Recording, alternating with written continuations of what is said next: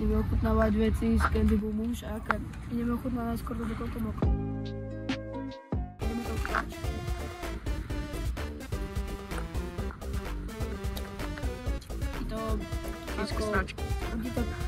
Porovnal by som to, vieš k čomu? Jak keby si tam mal tú na kloktanie tú kokotinu, čo dáva si do huby a klokta si, keď si umieš zuby, vieš? Zubná voda. A tam to máš aloe vera. Tak by som to vedel ohodnotiť. Modrá aloe vera. Čak 7,5 bodá 10. Ďalšiu vec tu máme mini Oreo strawberry. Otvor to, toto je jedno ako. To je z Indonézie, kámo. Takto to vyzerá. Čo je? Že mi to všetko. Bude tam. V pohode. Tak to celkom pohode.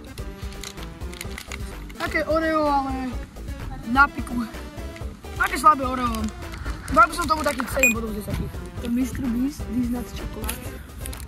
Ideme.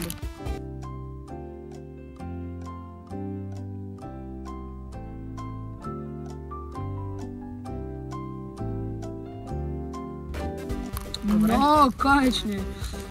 Dobre. Vyzerá to takto, daj si share. Dobre, počkaj, takto sme. Takže takto to nejak vyzerá. Nie je to zlé. Chutí to veľmi divne. Tak ja si myslím, že tie Reese's Cups Peanut Butter sú za mňa lepšie. A posledná vec, som si kúpil Mountain Dew. Mountain Dew. Big Berries. Ale poriadne. No. Ľudia, čo vedia, čo pozerajú moje staré shorty. Typek dal vidieť. Mountain Dew. Počkaj. Takže ideme to otvoriť. Ne, to mám, nerob. No a otvor to rýchlo, nech to exploduje. Nech tak neexplodovalo. Ukáž? Takže je to takéto zelené. Ja si myslím, za mňa Mountain Dew je jedno z mojich obľúbených pití. Nám už o Vandlove neprevedem, lebo sú vyjebané mesto však.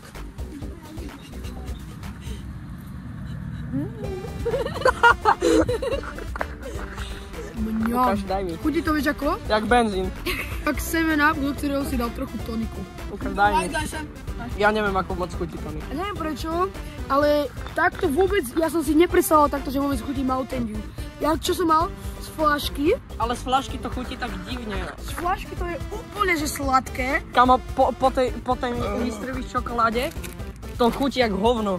No, zabudol som ohodnotiť túto Mr. Beast čokoládu. Akože, za mňa toto Mr. Beast These Nuts stará čokoláda. Chutí v pohode.